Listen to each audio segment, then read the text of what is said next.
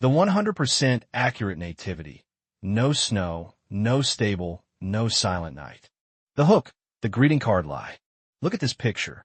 The wooden stable, the falling snow, the peaceful, silent hills of Bethlehem. It's beautiful, right? It's also almost entirely wrong. For centuries, we've been sold a European version of the nativity that fits on a greeting card. But history, archaeology, and the original Greek text tell a story that is much more gritty, much more crowded, and, honestly, much more interesting than a myth. Today, we are stripping away the Victorian traditions to reveal the 100% accurate nativity. No snow, no wooden stable, and definitely no silent night. You're about to see the real December 25th for the very first time. The timing. Why it wasn't December. First things first, the date. Why do we celebrate in December? Because the early church wanted to replace a Roman pagan festival called Saturnalia. But look at the evidence. The Bible says shepherds were living out in the fields watching their flocks at night. In Bethlehem, December is the rainy season. It's freezing.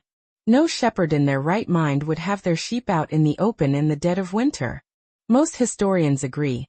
The real event likely happened in the autumn, during the Feast of Tabernacles. The weather was mild, the harvest was in, and the city was packed. Which leads us to our next big lie. 3. The location. There was no stable. We've all seen the drama. The mean innkeeper slamming the door and pointing to a wooden barn out back. Except, there were no wooden barns in Bethlehem. They didn't have enough timber for that. And that word in? The Greek word is kataloma. It doesn't mean a hotel.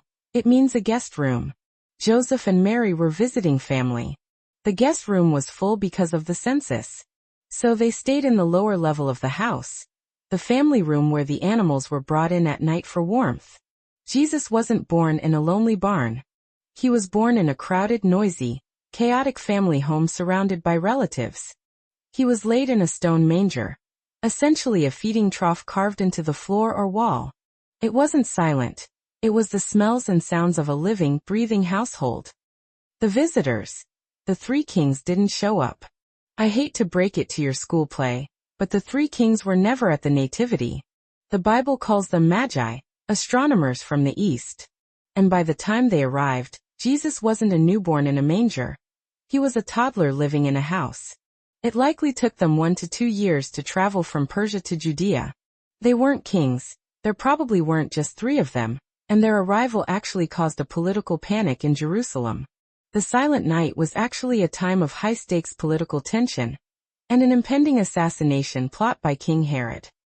The atmosphere. The Silent Night myth. We sing Silent Night, Holy Night. But Bethlehem during a census was a nightmare. Thousands of people were returning to their ancestral homes. The streets were narrow. The air was thick with the smell of cooking fires and livestock. And the noise was constant. The nativity wasn't a sterilized, calm event. It was human. It was messy. It was a young couple, exhausted and stressed, finding space in a crowded house during a national crisis. And that's what makes the story actually better. It wasn't a fairy tale. It was real life. The conclusion. Why accuracy matters. Why does it matter that there was no snow or wooden stable? Because when we turn history into a snow globe, we lose the grit. The real story is about a family that survived poverty, displacement, and a chaotic world. The 100% accurate nativity is far more powerful than the card version. It's a story of light appearing in the middle of a very real, very messy human struggle. Now, I want to hear your thoughts. 1. Does knowing the crowded house reality change how you feel about the story? 2. Which Christmas myth was your favorite to see debunked? Let's argue politely in the comments. Hit that like button if you love historical deep dives. Subscribe and hit the bell. Next week, we are investigating the lost years of Jesus and where he might have traveled before he was 30. Thanks for watching. Keep seeking the truth, and I'll see you in the next one.